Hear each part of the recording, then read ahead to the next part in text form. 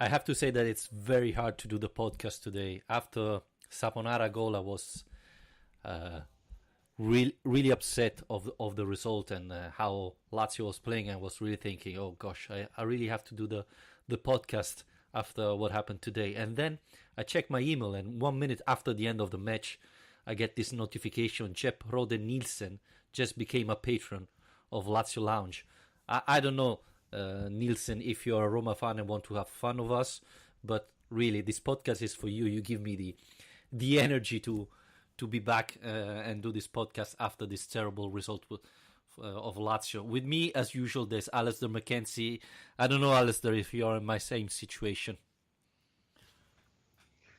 Yes, pretty grim. I've had quite a long day as it is already, and I really needed a lift at the end of it. And thought that we'd got that when Immobile's penalty went in, but obviously not. So it's amazing how quickly we can change what the entire conversation is going to be about tonight. Yes, absolutely. I mean, we're going to talk. We have plenty of things to talk about, but after you scored at the 93rd minute and you're 1 man up and there's only 1 minute and 40 to play, you cannot allow Sampdoria to put the ball in the box. That's really terrible. And the funny thing is, I was watching the match with my son, and my son, when Sampdoria kicked off the match again, said, why there is only one player pressing them and all the other were behind the line on the box. So they allowed pretty much Sampdoria to put the ball in the box without any pressure, and that could be problematic, as we saw. Yeah, it was so easy. The finish wasn't. Don't get me wrong. It was a spectacularly good finish from him, but it was so easy for them to end up in that position at that time. And I know where obviously our big rivals are Roma, but that doesn't mean that we have to try and challenge them for the most spectacular, stupid mess up of the day.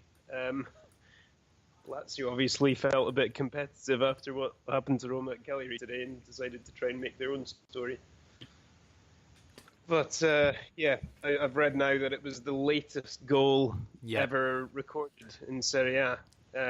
98 minutes, 48 seconds. And like you say, I mean, the other thing, you mentioned they're a man down. You almost kind of forget about that amidst all the other drama. It's just, you've got one job to do at that point. You just have about 2 minutes to see out the game. And you've got a man advantage.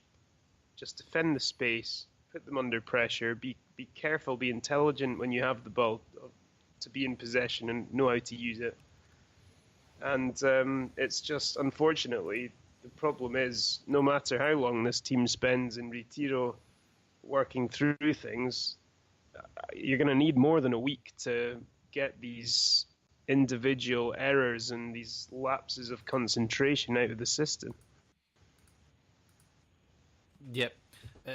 I wonder what they did in the ritiro, because the team spirit probably was there, but it's astonishing that I think you agree with me. Lazio played better than Sampdoria and probably deserved to win, but we didn't see that same football that we saw last year. Lazio wasn't playing particularly well, had a lot of chances, but wasn't playing. So what did they do on those 5 days? Because they didn't prepare tactically the match. They didn't elaborate solution to score. What did they do?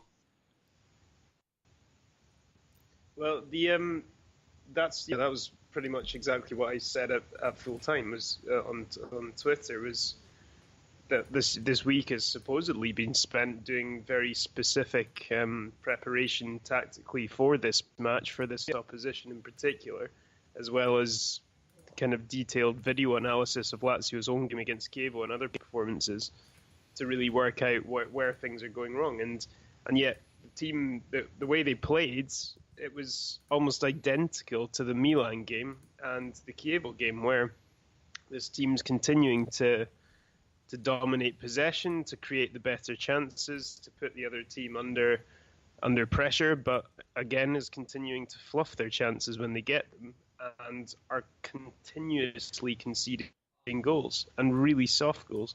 Both of those goals tonight were just so avoidable. The first one, just the entire defensive line basically switched off. And then the second one we've already mentioned. So, yeah, it's going to take more than a week. And I don't question the whole thing about it being a united team and a show of unity. I don't question that. And I think that does have its own merits. And that's a worthwhile exercise.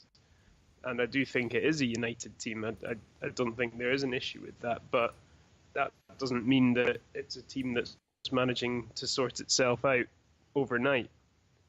Although I don't know how many of us were expecting that. I don't know. Were you expecting today to kind of watch the game and suddenly we'd have last season's Lazio back again? Maybe not last season Lazio, but a better performance compared to this one we saw today. And especially, I didn't see that team that really wanted to show to the world that they are back, that they are fighting, etc. In the first half, Lazio played better than Sampdoria. I think Sampdoria had only one chance in the first half and they score. But Lazio wasn't that dangerous, and maybe it was. I wouldn't say it's all Caicedo's fault, but if you see at the end, in the second half, Lazio had more chances and was really pushing hard. But in the first one, no. And I thought, you come back from the ritiro, and the first 30 minutes has to be like, a final for you. And to show that you're back and you're concentrated and focused. Instead, no, it wasn't. And again, as you were saying, a soft goal again. Sampdoria had only one chance and they score. Multiple errors there. Radu was late on Quagliarella. They allow him, the other player, to cross easily. And again, too many errors. And I guess we're going to talk about that. But that's not the fault of the 3-5-2 if players make mistakes or doesn't score. You can play with whichever tactic you prefer. But if the single player makes mistakes, then that's not a problem. Yeah, and you've got Milinkovic heading the best chance of the second half pretty much wide from 6 yards away, not even making the keeper save it. I mean, moments like that, I do feel a bit sorry for Inzaghi, because what more can he do, really?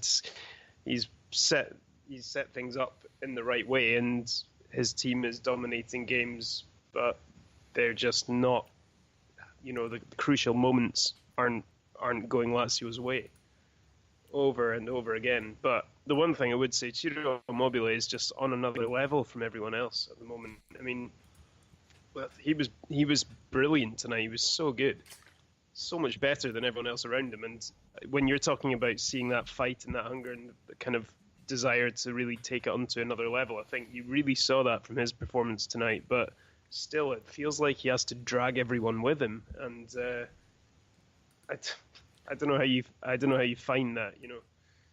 I think we would probably benefit from not having to have these desperate games. The last three matches now have all been a case of being behind and desperately trying to claw our way back into it, and it all gets a bit ragged, and the atmosphere is very tight, tense, and it's been a while since we've just had a controlled match where you score goals at the right times, where you defend well, where you organise possession. Lazio just, they're putting in performances that should be capable of having those kind of days, but it's just not happening.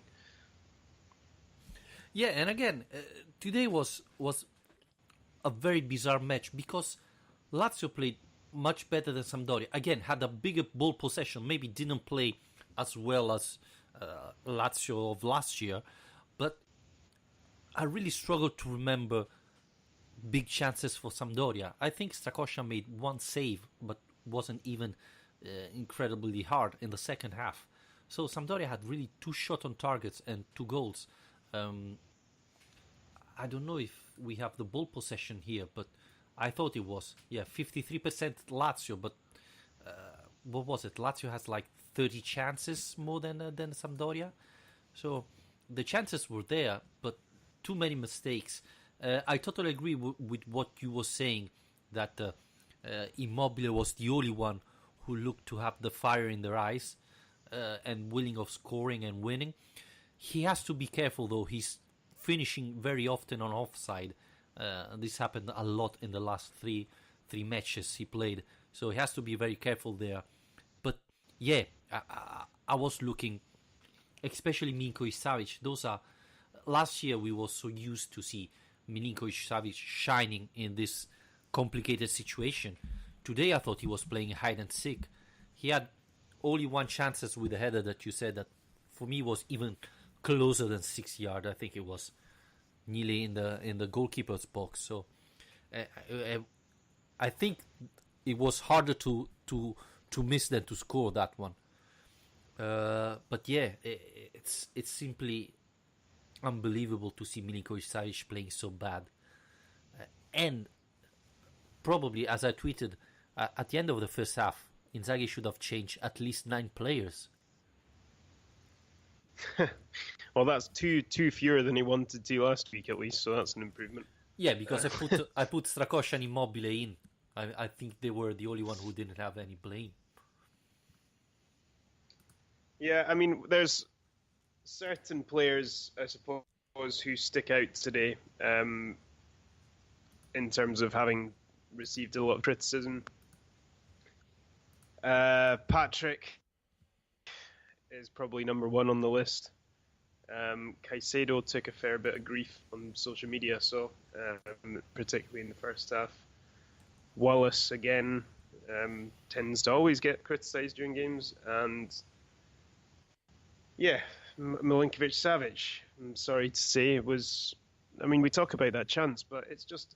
The thing that annoys me is just, where was he today? I mean, it was almost like he was a ghost. He had absolutely no influence on that match, and really need him to, he has the ability. We know he has the ability and the physicality and everything to really dominate the midfield if he chooses to. And games like that tonight, he just didn't really offer anything. And I think that's more, that's probably more frustrating from my perspective. I don't know if you might disagree with me here, but I come out of a game like that and I'm more annoyed about Milinkovic and the way that he's played, despite his performance probably being a bit better than the likes of Patrick or Wallace. But you don't expect that much from Patrick and Wallace. You know what they are. They're squad players. We know they have limited ability, so you can't expect Patrick to go and play like Dani Alves every week, because he's just simply not that good a footballer. He does a job, and we know what that job's going to be, but I don't think you can really hammer him for having an average game. Whereas Milinkovic-Savic, we know he has that other level, and he's just nowhere near it. What I think the biggest problem was about Patrick today was that I thought he had more shots than Ciro Immobile, and this is a problem. I mean, if Patrick is the player that has more chances, then there's something wrong. There is this positive that he was attacking and was trying, but if I have to rely on Patrick, that in 3 years in Rome he never scored a goal, to win this match for us, then there's a problem. And that was really the biggest problem I had with Patrick today. You can see that he was one fighting. Obviously, it's Patrick. It's not, Alexandro. You can expect that much from him.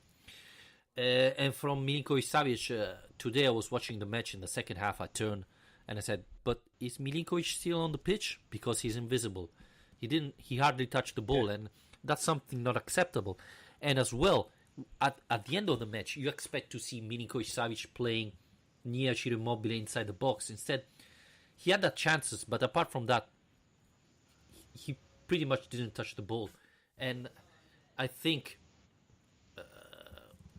it's time to change a little bit things. And this is probably what I'm more disappointed, because we talked in the last podcast, this week is perfect. You have the ritiro, you can change things. Now we talked about changing tactics, but I was more, and I said it last time, focused on changing players, because if the team of last year brought you to this situation, well, maybe let's look around and see if I can shuffle a little bit formation and see if things changes. And it can change in both ways. I mean, I can give Berisha a chance and maybe he shine, but at the same time, I send a message to Milinkovic Savic and say, you're on the bench today. You have to prove to be back at your form, to be back in the starting 11. Otherwise, I have other options. So it's your time to improve and to fix your problem. That was the most disappointing thing. Again, Badel was awful today, and still he started. And when he came off, he shook his head. I thought he was terrible again. And Cataldi came in a difficult situation, but I thought he played much better than him. Apart from his corner that he just booted out into the stands. Yeah, that was amazing.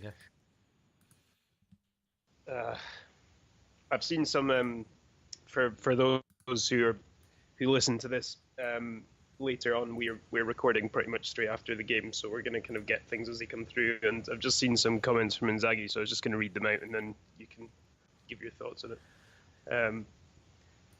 But yeah, he said, "There's a bitter taste in the mouth. The stats show we clearly dominated the game. At times we weren't particularly sharp, but the performance was strong. We should have just kept the ball in the final 90 seconds, and it was a serious error to give it away. I've never seen anything like that in 25 years of football, so this is a really strange sport. Sampdoria are strong and well organised, but we deserve to win. This result holds us back because we'll get nowhere with draws. They used to say we'd never play draws, and now we've had 4 in a row. Conceding a goal like that is a serious error, but we have some experienced players and others not so much. It's time to recuperate energy, and I want a good performance in the Europa League on Thursday." What do you think? What do you make of it? I think it's true. Lazio played better and deserved to win. There have been some individual error. What I'm concerned is that we usually blame Wallace or Bastos or who plays on that side. I thought today both errors are from Radu, which is concerning because last year he was always in the list of the best players, and this year, especially in the last couple of matches, he's finishing in the line with the bad ones. So we said that they shouldn't put the ball in the box, but again, Radu is not following his man, and the defense is surprised again. We did videos on our Patreon page this week, and Lazio's getting, if you see, again, this is a typical Lazio goal that Lazio concede. Long ball, midfield is not pressing the ball carrier, the defense is on the same line and surprised by an attacker on the winger that comes centrally, and that's it. It happened again and again and again. And not learning from the mistakes, it's really a big problem here. Yeah, and that's for me the most worrying thing is they're not learning from these mistakes, because it's not even just a thing this season. It goes way back actually, and it's basic things. When he says we should have kept the ball in the last 90 seconds, it's just obvious. I mean, surely people should know that. So,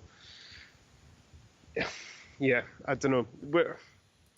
Just to go back to something you touched on there, do you think that switching to a back 4, it's something that I was saying last weekend, a thing with the team going into Ritiro, that there was more of a chance then than at any other point of Inzaghi having a look at that, but I just don't think it's going to happen now. If he's not going to even consider it at this point, when they've taken that time to work so hard as a group on what they're doing on the pitch and lock everybody away for a few days, if he's not even going to experiment with it then I don't know if we're ever going to see it, apart from what we've been doing in the last few games, where they're desperately in need for a goal and just start chucking on all the attacking players. Well, again, even today in the second half, Inzaghi switched to a 4-man defense, so I don't see it very difficult to happen. again, I think the problem is Inzaghi has a lot of options now. Let's start using them. Instead of going back to the same starters of last year, let's change things. I mean, Milinkovic-Savic is simply not playing at the same level of last year. It's obvious. Why does he start in front of Berisha? Berisha, I believe, is a very good player, but he needs to play. Otherwise, he will never be fit. Obviously, it's not that the first match that he starts, he's going to be amazing. You have to give him time, but let's start. Otherwise, it's going to be too late. I think we miss a player like Berisha today in the midfield. And then the other thing that surprised me, Alistair, I don't know if you agree with me, but all week long, Inzaghi tried Luis Alberto near Ciro Immobile. Yesterday, the day before, etc., etc. And who's in the starting lineup? Caicedo. Why? What happened? Why did he change his mind? I thought Caicedo played badly. Probably it's not due to this. But you prepare a match with Luis Alberto, then suddenly you start with Caicedo. I don't understand. Yeah, well, I mean, I think what Caicedo does is he frees up more space for Immobile, and he does that in a way that Alberto and Correa can't. Because he occupies defenders and he can win balls in the air. And to be honest, today I didn't think that he deserved as much criticism as he was getting in the first half, because I think he did a few things really well, a few things not so well. But yeah, what you will always do is just give you that physical presence up there, and that's a useful thing to have, because Lazio are too often just really one-dimensional, and they keep the ball on the ground and they keep just trying to find a way through teams and don't have a kind of route one option, and that's quite useful. It's a useful weapon to have in your arsenal. And Caicedo, he can win those nod-ons. He can shield the ball and actually hold off defenders, which he did to set up one of the attacks today. And sometimes the problem with him is he's not got a striker's instinct. I mean, we saw today when he was played through on goal and he's in a really good position, he goes and tries to pass it to Immobile. I mean, just shoot. How many times have we seen him do that kind of thing where he's just far too selfless? So he doesn't really have that eye for goal, or he doesn't at least have the confidence to do it. And I think that choosing him to play alongside Immobile, we've seen that it works this season, and it works better than it did last season. But it's just, yeah, it's the strange thing is it's kind of a tactic, I suppose, that's suited for certain kind of games. So when you're talking about the preparation for this match being on the understanding of Alberto playing, it's a bit of a weird one to throw in on the day, because you know you can put Alberto or Correa in, and they're both technical players at least, but the difference between playing Alberto and playing Caicedo completely changes the way that your attack functions. Yes, I agree, but in the first half, the Caicedo had all the space to go alone in front of the keeper. Instead, he tried to pass it to Ciro Immobile, that is Mark, and Sampdorian defenders gets back the ball. A striker doesn't pass the ball in that situation, goes straight in front of the goalkeeper and scores. Same thing when they disallowed the goal of Ciro Immobile for offside. The keeper just passed you the ball. Hold it. Why do you have to pass it directly to Ciro Immobile? You're in front of the keeper. I mean, in that situation, Ciro Immobile would have never passed you the ball. Never, ever. No. That's a mistake. People blame Ciro Immobile because he was offside. The goalkeeper just passed you the ball. You are in the penalty box. You shoot. You don't think twice. You know, that's a mistake. A glaring mistake. So that's why I'm blaming Caicedo today, because those was two incredible chances, and I don't remember last time a Lazio striker had the ball in the box that the goalkeeper just passed you. You're in front of the goalkeeper. I don't remember last time it happened. So you know, it's gonna happen again in 5 years, and you miss this chance. So I don't accept it. I don't accept it. I mean, even if it was Luis Alberto, he would have scored from there, even if it's not a striker, a number 9. So that's not acceptable for me, and that's why I blame Caicedo. One of the reasons why Lazio lost these 3 points. By the way, Parolo just spoke in the mix zone, and he said that the goal at the last second is his fault. He said that he should have jumped at the edge of the box and take the ball with the head. Instead, he didn't. And that's why Saponara got the ball and scored. Yeah, I mean, I blame Radu because he didn't follow Saponara, but there's a mix of mistakes there that tells you that the team is not confident, probably. When they saw the ball, they were all very scared that this could happen. And when you play football scared, bad things happen because you're not convinced. And the other players see it, the other team see it, and start believing it much more than you. And it's worrying to see experienced players like Parolo make these mistakes. Yeah, well, exactly. And that's the thing is that, those comments I read out from Inzaghi, no, it wasn't those comments, I can't remember where it was, but there was, he's talked about having experienced players and inexperienced players, but that's the issue. What you're talking about is it's not as simple as that, where you've got your experienced players doing everything right and the younger ones who are making the mistakes. It's not that cut and dry. And there is a kind of crisis of confidence that's just kind of throughout the team and has been for a while. And I suppose that was manifested last season mostly in these famous blackouts, the Salzburg and Inter games, but we haven't seen anything quite that spectacular this season until tonight, probably. Where, it's just that same thing again, the switching off. And, it'll be interesting to see how that's addressed. I mean, one thing I think could be crucial. I mean, I don't think Lucas Leiva's been this season quite at the same level he was last, but I still think he just has such an important part to play in this team. And I picked up the Corriere dello Sport earlier this week, and they had a kind of piece about Lucas in there where they mentioned basically that when he's in the Lazio team, we've won 66% of our games this season. When he's not, the win rate's about 33. So I don't think that can be a coincidence. There's a huge difference between having him and not having him. So we all thought that by having Milan Badel, such an experienced player in Serie A, and having Danilo Cataldi back in the frame, that we're in a really good position actually in terms of having a kind of Vice Lucas. But it turns out that he still seems to be someone who can really influence this team in a way that those guys can. So I'm really looking forward to having him available again. I have to say that when Cataldi came in, it looks like Lazio was going at a different pace. It was much faster. And that's one thing that we noticed. Badel is slowing too much the Lazio movement and Lazio actions. Again, I thought today was terrible. Again, it's not the first time.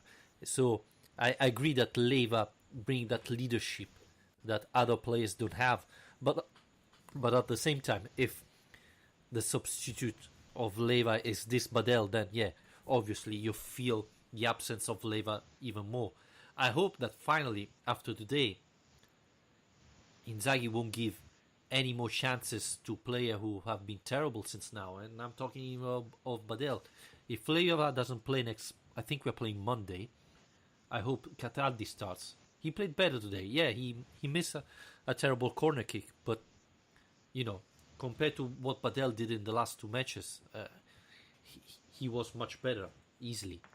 So, very disappointed. I thought Badel could have been a great signing, and I was really looking forward, but I have to say that his performance have been really bad, and not happy at all. I don't think that's fair. I think he was good against Milan. I think he was very good in that game. but the last two, I do agree. I think Chievo, he was very poor, and then tonight, he wasn't great either. And I think, like I said last weekend, I just think he suits a certain kind of game, which is managing the play and so on. Whereas when you need more, basically, if you concede early goals, he's just not the guy you want in your team, because you need someone who's going to be able to move it a bit quicker than he does. And as you pointed out with your tactical analysis this week, he's not always the most disciplined at tracking back, and he's not the most mobile of players as well, which is another thing you kind of want in that role. But I wouldn't write him off as a bad signing, because I think we have seen him have some good games, and that Milan game wasn't that long ago either. So, I think it's a bit harsh to kind of criticise him as a signing. I think he's just another example of a player who's perhaps not performing as he should be at this point. I would say that we talked a lot about the tactics, the 3-5-2.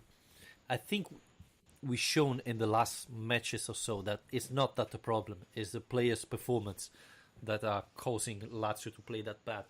Then we can say that probably with the 3-5-2, Ciro Immobile is often too alone in the box, too alone there in an attacking situation. But I think the players are not responding as well as Inzaghi's asking. And so I was hoping that this was happening this week, but I really believe that Inzaghi has to change players and give a chance to, because I think we have, I said it often, Berisha for me is a very qualitative player. I think we need to give him a chance. There's a problem on the right side because Lazio have pretty much only Patrick and Marusic. Marusic was injured today, so we didn't have any option there. Maybe try to switch Lulic on that side and play Durmisi on the other. And Patrick Bowman tweeted before, Inzaghi has never been a good rotation coach. I think he has to prove it now. I think finally Lazio has a lot of options, not in all situation, because as we said, there's not a Vice Immobile, and on the right side we struggle. But I mean, there's Berisha, there's Durmisi that I think is promising, there's Felipe Luis that I don't know why he's not playing anymore, and so on. I think it's time to change. Yeah, I think most people would agree with that. I mean, this kind of brings me on to the next thing I wanted to talk about, which is the Frankfurt game, because it's such an unusual position to have as a coach, where you've got a completely free hit here. It's basically like having a friendly match in the middle of your season. And so he can do anything he wants with this game, and it's not going to make the slightest bit of difference as to what happens in the Europa League. But because it's coming at a difficult time where, confidence is low and so on, it's quite hard to predict how he's going to use this game. If he's going to see it as an opportunity of actually still playing his, Milinkovic, Savic and Alberto and guys who are low in confidence who could do with a good game, because Frankfurt might well come and have a rotated team and be a bit weaker than they would otherwise be as well. So, I don't know. I mean, we spoke before about how we'd like it to be an opportunity for some of the younger guys to get a chance and some of the fringe players and so on. But at this point, I think that's looking quite unlikely now that Lazio have been in ritiro and haven't won a game in their last 5. I think it's more likely that Inzaghi's going to see this as an opportunity to just win a game, and because it's been quite a long time since we've won a game, perhaps the psychological benefit of that is greater than the benefit of testing out players who don't usually get a chance. I think it would be a big mistake. One, you're not sure that you're going to win the game, because still Frankfurt could play a decent team. And second, as I said before, we give already too many chances to Milinkovic Savic to play and perform. I think it's time we give someone else chance, so that Inzaghi can see if Berisha is there, Alessandro Rossi is a quality player, and so on. If you lose, you don't care, I think. So it won't change So and it's even important to rest those players before Monday, before the next game. That it's much more important. So I wouldn't risk the starters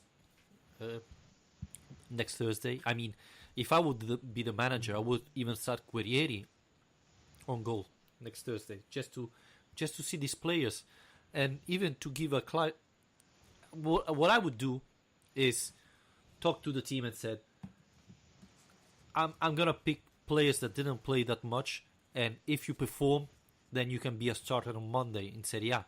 So it's your chance. I'm giving you a chance. Prove me wrong. I think this would be the best thing, how to use correctly the Europe League on Thursday. Yeah, I don't think you're wrong.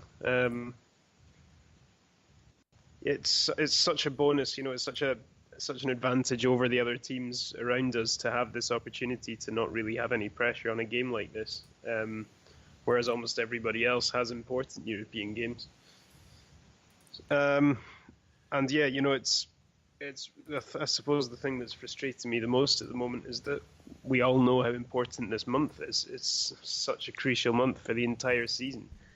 And really, if you could choose a time for Lazio to hit form, this would be it, because if we actually were winning these games, we'd be in such a good position going into the winter break. But as it stands, we're going to let it pass us by.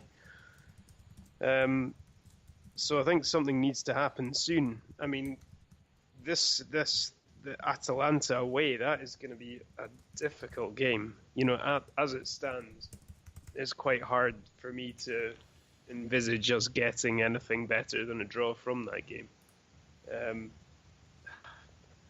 Sounds a bit negative, but Atalanta have been improving recently, and it's a difficult place to go to, and this Lazio team haven't really been exactly impressing anyone. No.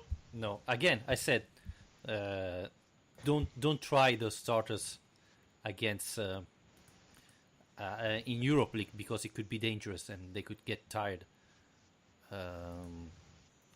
And start the youngsters and see what happens. I mean, that's for me, it's the best option. And as you were saying, against Atalanta, it's in general very difficult for Lazio all the time, and now it's gonna be even more hard. And we said it, Alistair, I think you said it, that Lazio had a very good game of fixture till December, except Atalanta-Lazio, that was probably the most difficult match of this series. And Atalanta is back. Gasperini is a very smart manager, and even if probably there is not the quality of the past year, still Atalanta is very dangerous. And with this Lazio defense that struggle with the deep balls, then I think Atalanta is even more dangerous team for this team.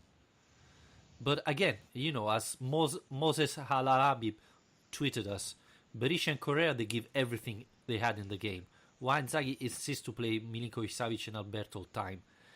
I think this is probably the message the fans want to give. Give a chance to those players who played very little, but every time they played, they look to have something positive, and to put the determination that we didn't see from out of players. Today, honestly, Luis Alberto didn't play bad. I thought better than Milinkovic-Savic and Caicedo.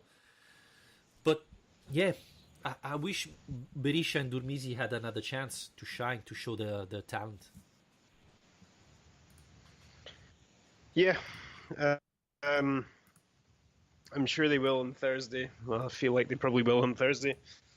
But yeah, I mean, the one thing I would say about that, I do agree with the idea of, Milinkovic hasn't done enough to justify continuous selection. I agree with that, and I think Berisha has done enough to deserve getting a chance. But I have been a bit disappointed since that Milan game. I have been a bit disappointed with Correa because, at the time there was a great clamour for him to be starting these matches, and obviously to score the equaliser so late on in the game that those noises only got louder. But since then, it's he's not built on that. You know, that was really his moment to make that his own.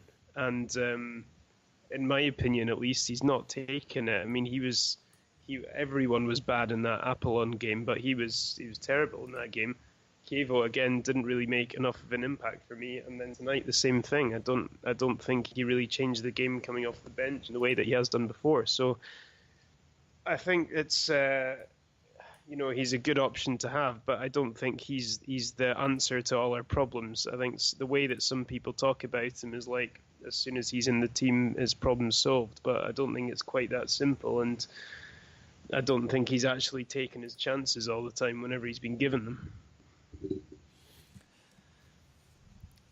I agree, but you also have to say that it's from the start. I mean, that is obviously off the bench. He's made good impact. Yeah, but it's not even easy to come in. Let's think about today. Sampdoria started pretty much defending all match long, but when Correa came in, Sampdoria was 1 goal up, and they pretty much put the bus in front of the goal, so it wasn't easy for him. I would say that he's not very good with the header. He showed it against Chievo. He confirmed it today. The funny thing I was thinking is that seeing how the match went, it was better to start Correa in the first half and maybe in the second half bring in Caicedo, because you need a physical one with a big body when you start putting the ball in the box, and instead you had Correa and Ciro Immobile. I wouldn't say that they are Hulk type of players. So, but to be honest with you, I think Correa started a few matches and he didn't play well against Apollon and against Frankfurt when he have been sent off. The others, I thought he played decent. So the biggest problem is he has to play closer to Ciro Immobile. That's where he can be really dangerous, and we saw it against Chievo. If he is far away from him, away from the box, then he's not that dangerous. Yeah, and we've seen some flashes of that relationship with Immobile being quite promising as well. You know, the goal, the Chievo goal, was obviously the best example, but that probably needs a bit more time on the pitch. Yeah, I don't know. I mean, there's so many different options available, I suppose, and yeah, I think that in my mind that he needs to really have one absolutely outstanding performance from the start of a game in order to get that to get Inzaghi's attention again. Yeah, and I thought, to be honest with you, that Luis Alberto had, obviously, it wasn't that much, but had a good performance. He got the penalty, and I want to hear from you if you thought it was a penalty. And nope. And when he came in, you know, Lazio got dangerous. Yeah, I mean, I think his recent performances have been a bit more promising than the ones right at the start of the season. I don't know if he's coping a bit better with the physical problem he's got, but yeah, it's still quite far off the level he was at last season, obviously, but something he can offer is, you spoke last weekend about how Lazio aren't getting enough goals from different situations, and one of the things he can do is get he can deliver good set pieces, and I think that Badel, when he's taking them, and Lucas when he's taken them before, they're not kind of specialists at that role, I suppose. So it's not as much of a danger as having Alberto on the pitch to do it. But yeah, with the free kick itself, I didn't think it was a penalty, and to be honest, when I saw the replays of it, I was convinced they wouldn't give it. I didn't think it was nearly clear enough for him to have actually given us a penalty for that on the VAR review. But I don't know, it's one of these laws, obviously, handball, that's just people see it in different ways. I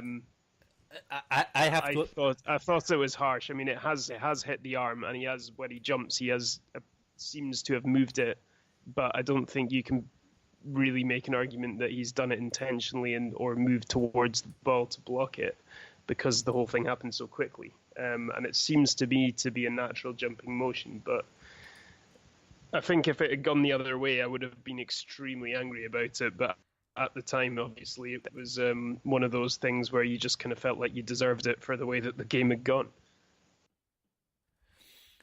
To be honest, I didn't see it. My son that was watching the match with me said, that's a penalty. And I said I didn't see nothing, but it wasn't on Sky, so I couldn't see very well the match.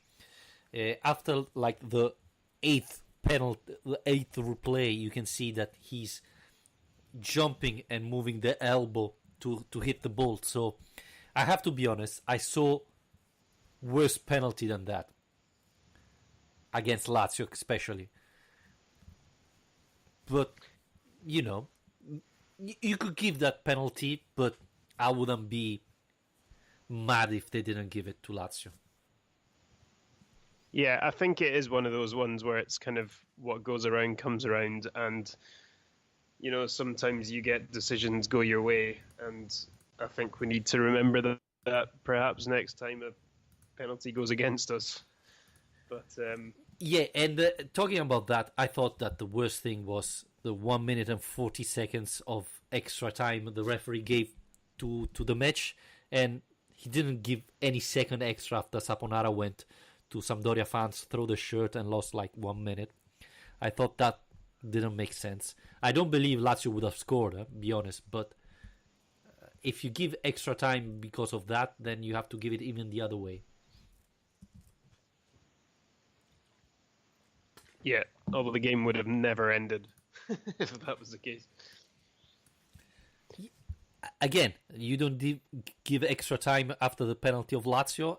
Otherwise, you give it even after Saponara lost 1 minute. And I have to say this, Sampdoria players were awful. They were falling down every 30 seconds.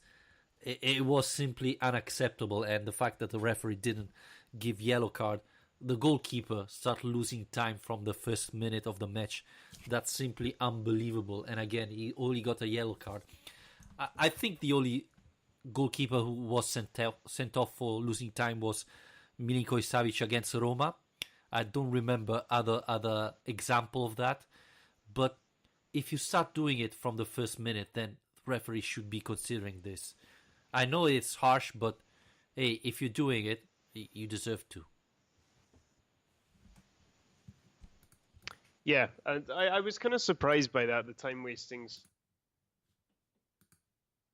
It's a team that has enough about it for them to, try and play the game properly. And I was a bit disappointed by that because I like Gianpaolo as a coach. I think he's a really talented coach and he's done well with that team. But they've got enough talent in that squad to not have to resort to those kind of underhand tactics. But at that, they may have watched the way that Milan did the same thing with Donnarumma wasting time, and the way that Chievo obviously do the same thing, and Lazio couldn't handle that, and it rattled Lazio, and having those kind of tactics to come up against. So, they may have watched those games and said, "Look, it worked for those teams, so let's do it as well." And there you go, they get the result. Obviously, allowing a goal at the beginning of the match helps the other team losing time because they're already ahead. That will be the first part to avoid. But yeah, I think, and the thing is, referee don't consider that anymore because they don't give you extra time if the goalkeeper wastes 30 minutes every half. You always get those 4 or 5 minutes that is due for the change substitution you make, and that's it. And that's something that referees should consider more. In general, I'm talking about. Yeah.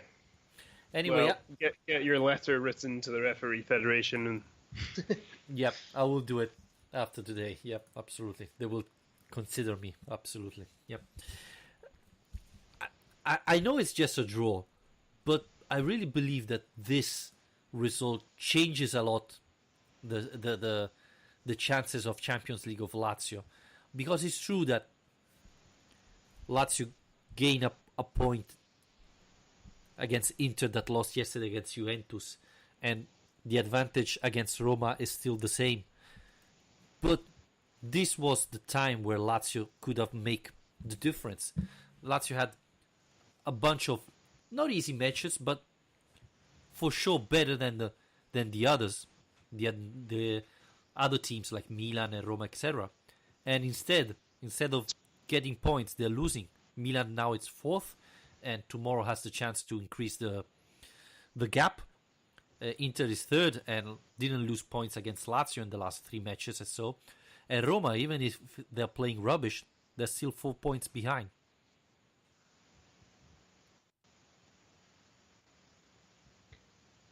Yeah, I mean, well, this is the thing. Yeah, this kind of goes back to what I was saying before.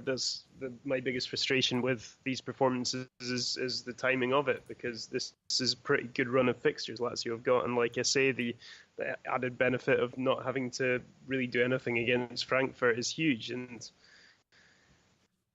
it's basically, with the winter break coming up, that you can't afford to expend extra energy and give it absolutely everything in all these games going up until the end of the month, because then you've got 3 weeks off, basically. So, yeah, it's absolutely crucial. It's everything, basically, because don't forget, once we're through this run of fixtures, we press the reset button and suddenly we've got to play Juve and Napoli again.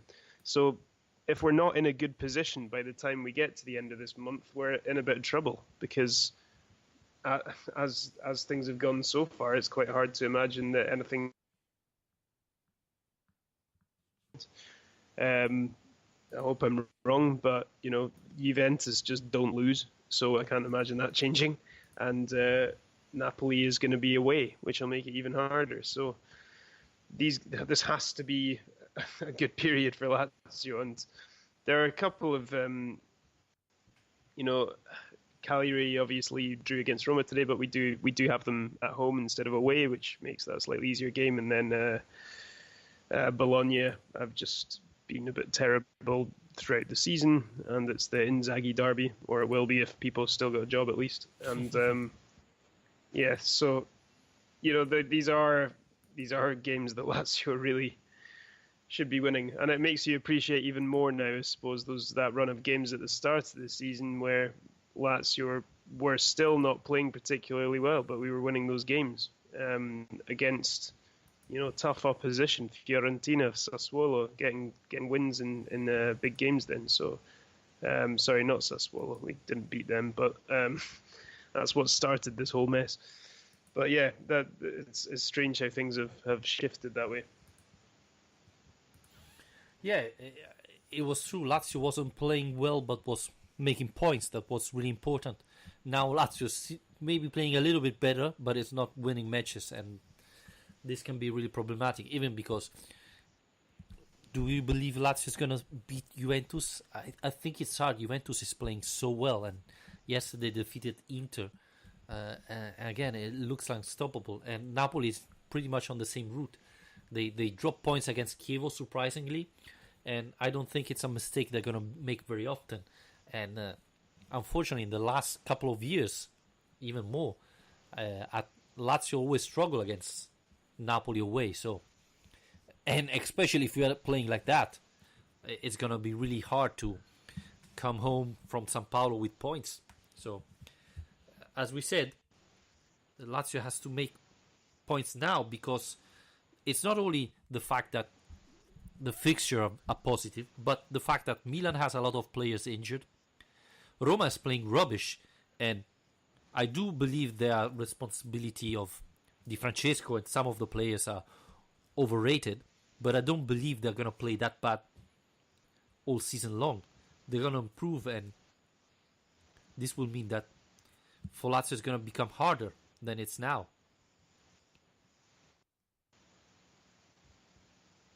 Yep, no, I think you're right, and yeah, I think it's now or never. So, yeah, let's hope that Frankfurt can be a good start. And if it's a free hit, sometimes you hear players and coaches talking about winning being a habit, and if we can actually just get a win again, even if it's an irrelevant one, then that might actually kickstart things a bit. But yeah, I mean, I suppose that is the silver lining here, is that just,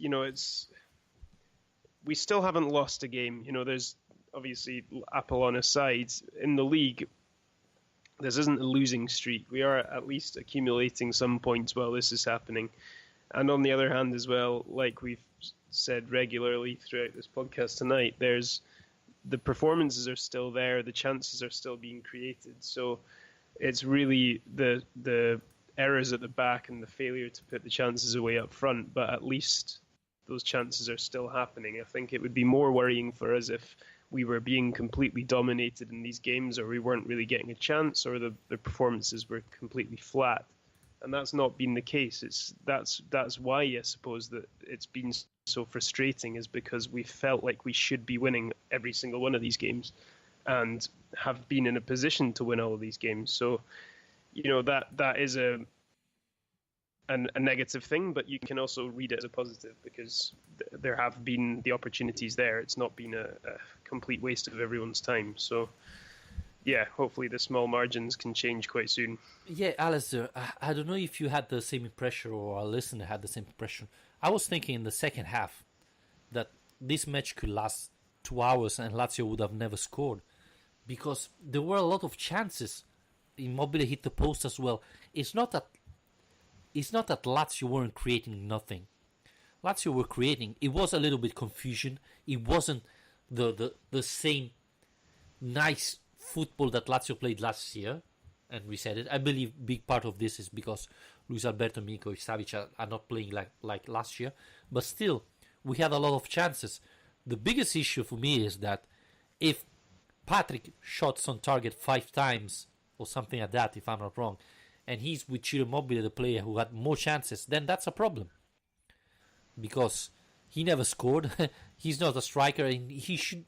It's good to have him there, but I would prefer to have Milinkovic-Savic or other quality players there more than Patrick, and that's one of the problems. But yeah, if Lazio could be more consistent, more increasing the percentage of goal scoring per chances, then things could change. But we are in December. It's not that the season just started, and this has gone through 6 months nearly and hasn't changed. So I don't know why it should change now.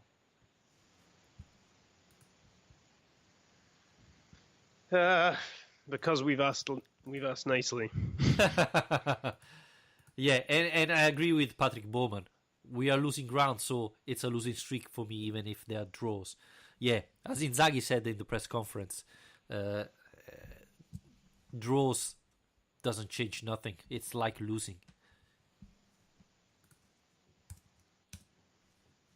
Yeah. Well, I've just seen something quite interesting. I mean, we'll be wrapping it up soon, so this is a statistic to see us out. But apparently Lazio set seasonal records today for chances created, shots on goal, shots on target, shots inside the area, and distance covered. So that goes to show that really on any other day this would have been a win. So that's kind of what I mean. I do understand, and I share the frustrations, and it is obviously losing ground and a real missed opportunities that we'll inevitably look back on at the end of the season and really regret. But at least these performances haven't been without any merit whatsoever. Is the one positive to end on. Yeah, I would say that Lazio deserved to win today, even though the penalty wasn't the most obvious one. But unfortunately, football is not always the best team wins, and unfortunately, with Lazio happens very often that even if Lazio play better and deserve to win, they don't get the 3 points. So, as I think we can wrap it up here. I'm feeling much better now after talking about this incredible, unbelievable results. I have to be honest, I watched Saponara's goal like 10 times, and every time I spot another mistake. There's Parolo, there's Radu that watch the Sampdoria player hitting the ball with a header outside the box. Acerbi watching the ball, and so on. It's an incredible series of mistakes that cost us 3 points. Anyway, Alistair, thank you again for joining me. I know it must have been very hard today to talk about this match. It would have been better go and take something to drink and forget about everything. So really appreciate to having you with me today. Thanks for everybody for supporting us. Again, if you like the show, please rate and review on iTunes. This is a big help. And if you enjoyed the video we recorded this week, then you can become a Patreon member, and so you can enjoy all these videos. And probably we're going to talk Thursday night after Lazio last European group match against Frankfurt, if Alistair is available. Yeah, I'll be there. Maybe. I don't know if anyone else will be there, but I'll be there. So we'll have to, hopefully get something. Hopefully get something to cheer about. Yep, and you can follow us on Twitter, on Facebook, and subscribe to our podcast on Spreaker, on Spotify, and obviously on iTunes. And you can support and become a member of Lazio Lounge on Patreon, patreon.com/Lazio Lounge. Thank you everybody for listening, and always Forza Lazio. Bye, Alistair. Come on, you eagles, there's no time to fear. Up there's an angel watching.